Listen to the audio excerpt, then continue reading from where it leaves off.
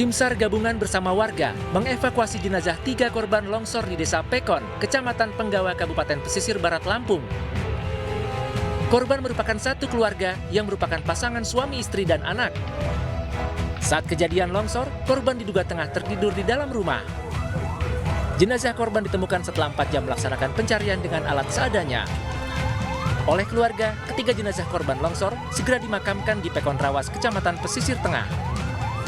Akibat dari tertimbun rumah itu ada satu keluarga, 3 orang yang meninggal dunia. Satu yang bernama Ade, 2 istri sama anaknya yang meninggal dunia. Sekarang dalam evakuasi untuk dimakamkan di Pekon Rawas, Kecamatan Pesisir Tengah. Longsor terjadi usai hujan deras mengguyur wilayah pesisir barat Lampung.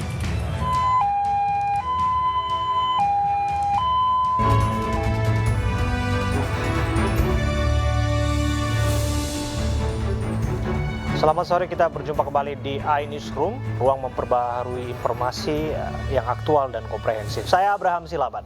Pemirsa, 4 warga sipil masih hilang pasca kerusuhan di Kabupaten Dogiai, Papua. Berikut informasi selengkapnya.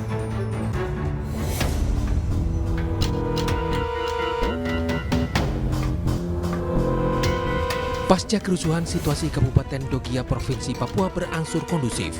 Namun aparat gabungan TNI Polri masih berjaga-jaga di lokasi kejadian. Sebelumnya kerusuhan dipicu oleh kecelakaan lalu lintas yang mengakibatkan seorang anak meninggal dunia. Warga yang melihat kejadian kemudian melakukan penyerangan terhadap sopir dan membakar 1 rumah dan 2 unit truk. Massa dari 2 kampung yakni Kampung Mawa dan Kamu Selatan juga memaksa masuk untuk membakar pasar Ikebu, namun berhasil dihalau dengan aparat gabungan. Seorang warga sipil tewas terkena bacok saat amuk massa. Korban, termasuk korban anggota, yang saya minta untuk dievakuasi semua ke Nabire. Infonya 4 orang personil? Ya, ada kita 4 ini. Sudah dibawa ke Nabire, ditangani. Nanti setelah dilakukan operasi, saya sudah merintahkan ke Kabitokes.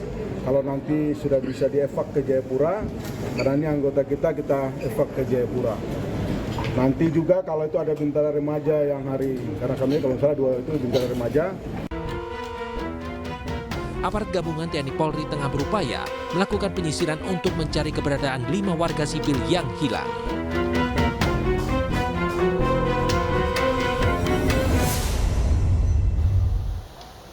Dan pemirsa, untuk mengetahui informasi lengkapnya sudah bergabung bersama kami Omega Batkurumbawa, kontributor iNews di Papua. Omega, selamat petang. Baik, Abraham, selamat malam untuk waktu Papua. Iya, Omega, kita ingin tahu sebetulnya berapa korban yang sempat hilang, karena simpang siur. Ada yang sebutkan 4 sudah ditemukan semuanya diselamatkan, ada yang sebutkan bahwa 1 ditemukan dalam kondisi terkubur. Saat ini informasi yang kami terima dari Polda Papua yang masih membawahi 3 provinsi baru di Papua, yaitu khususnya di Dogiai, Papua, Provinsi Papua Tengah. Saat ini 5 orang yang teridentifikasi masih hilang. Belum juga diketahui keberadaan mereka, 5 orang. Abraham. Hilang sampai saat ini. Omega. Iya, Abraham. Iya, sedikitnya ada 5 orang yang masih hilang sampai saat ini, betul demikian ya? Iya, sampai saat ini masih ada 5 orang yang belum diketahui keberadaan. Oke. Itu yang disampaikan dari Polda Papua, Abraham. Oke, kami dengar bahwa para pekerja yang hilang ini lari ke wilayah hutan di Dogiai, betul ya? Untuk keberadaan mereka yang lari saat kerusuhan kemarin, belum tahu keberadaannya, mungkin lari ke hutan atau apa, masih mengungsi saat ini belum diketahui. Oke. Melihat geografis Dogia yang tidak terlalu hutan seperti daerah pegunungan yang lain, namun saat ini 5 warga tersebut belum diketahui keberadaannya. Entah mereka bersembunyi di mana, belum diketahui, Abraham. Oke, kita ingin tahu kembali apa sih yang menjadi dasar persoalan yang memicu kembali terjadinya kerusuhan di Dogiai, Omega? pemicu dari kericuhan kemarin pada Sabtu kemarin adalah laka lantas. Itu yang disampaikan Kapolda Papua, Irjen Pol Muhammad Fakiri. Oke. Murni laka lantas. Iya, Omega, untuk para pekerja ini sendiri, mereka apakah terlibat kericuhan atau seperti apa? Sebetulnya sasaran saja dari kelompok-kelompok yang tak bertanggung jawab. Untuk para pekerja ini, mereka tidak terlibat dengan bentrokan kemarin, namun amuk massa yang kemarin terjadi di Dogiai, Papua Tengah, aksi amuk massa itu menjadi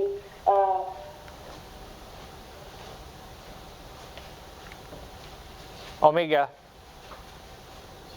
Ya, kami mengalami kendala komunikasi namanya dengan Omega. Tapi kita berharap bahwa kondisi di Dogiai akan segera kondusif dan para pekerja yang disebutkan hilang akan segera ditemukan oleh aparat yang berwenang. Pemirsa, kita ke informasi lainnya. Artis Nikita Mirzani duduk sebagai terdakwa dalam kasus Undang-Undang ITE di Pengadilan Negeri Serang, Banten.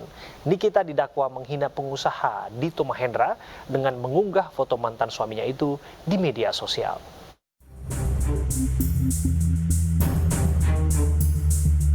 Artis Nikita Mirzani menjalani sidang perdana di Pengadilan Negeri Serang, Banten. Ibu 3 anak ini menjadi terdakwa kasus pencemaran nama baik kepada Dito Mahendra.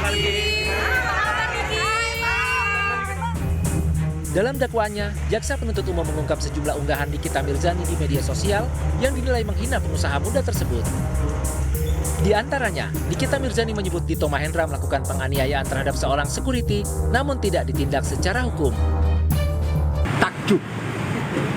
Itu adalah kerugian 17.500.000 yang sempat kami pertanyakan. Ini benar atau salah ketik? Nah, itu yang kami tanyakan tadi. Yang lain-lain sudah jelas bahwa Nikita tidak ada niatan dan itu sudah direkam. Jadi jaksa secara gentle menyatakan, membenarkan bahwa Niki hanya memposting, Niki hanya menghimbau. Itu jelas.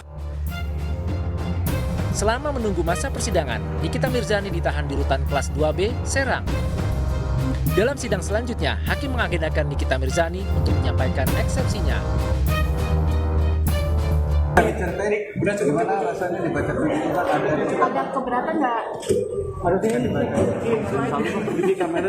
Ketawa aja. Ketawa aja. Ya kan kalian dengar sendiri tuntut apa dakwaannya. 2 minggu lagi nih. 2 minggu ya udah memang udah aturannya begitu. Pemirsa, di Kalimantan Utara, seorang prajurit TNI Angkatan Darat tewas usai dianiaya seniornya. Korban bernama Prada MAP yang bertugas di Yonif 614 Raja Pandita, Kabupaten Malinau. Kedua seniornya kini menjalani penyidikan oleh Denpom 663 Bulungan.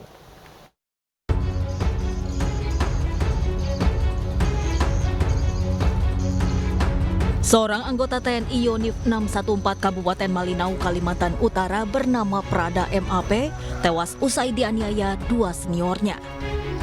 Tewasnya Prada MAP oleh seniornya diduga akibat mendapatkan hukuman dan penyiksaan dari seniornya pada Sabtu 5 November lalu. Kedua pelaku kesal karena Prada MAP keluar tidak izin. Korban lantas dihukum hingga tidak sadarkan diri. Prada MAP dinyatakan meninggal dunia akibat gagal pernapasan pada Sabtu tanggal 5 November 2022. Kalau selesai penyidikan ya nanti kita serahkan ke Otmil di Balikpapan untuk menjalani proses persidangan. Nah, secara garis besar gitu aja. Kalau masalah substansi yang lain-lain dari penerangan yang jelaskan. Nanti saya salah kalau jelaskan. Kasus ini ditangani oleh Denpom 6 Bulungan dan masih dalam tahap penyidikan.